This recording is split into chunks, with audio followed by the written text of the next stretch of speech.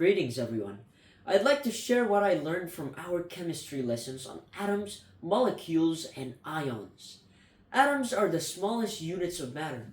Everything around us, solids, liquids, and gases, are made out of atoms. When two or more atoms bond together, they form molecules. If an atom loses electrons, it becomes what we call as an ion, which carries either a positive or negative charge. I also learned about the structure of an atom. Interestingly enough, it has a nucleus with protons and neutrons and electrons moving around it. These parts are important in understanding how atoms interact in chemical reactions. One important rule in chemistry is the law of conservation of mass. It says that mass cannot be created or destroyed during a chemical reaction. So the total mass of reactants is always equal to the mass of the products. I also discovered how useful stoichiometry is.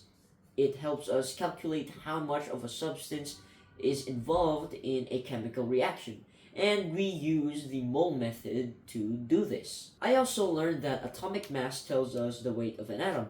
Avogadro's number, 6.022 times 10 to the 23rd power, helps us count atoms or molecules in 1 mole of a substance.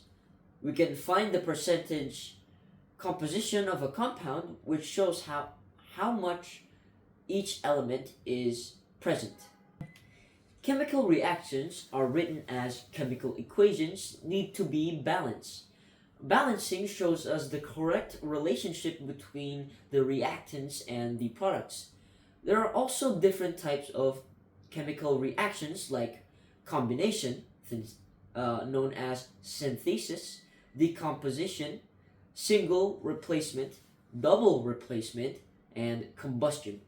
Each has a different pattern of how substances react and change. This lesson helped me understand how chemistry works in real life, from cooking to using soap to understanding how medicine works. It's all connected to atoms and molecules. I now see how important it is to know the basic building blocks of matter and how they behave. Thank you for listening.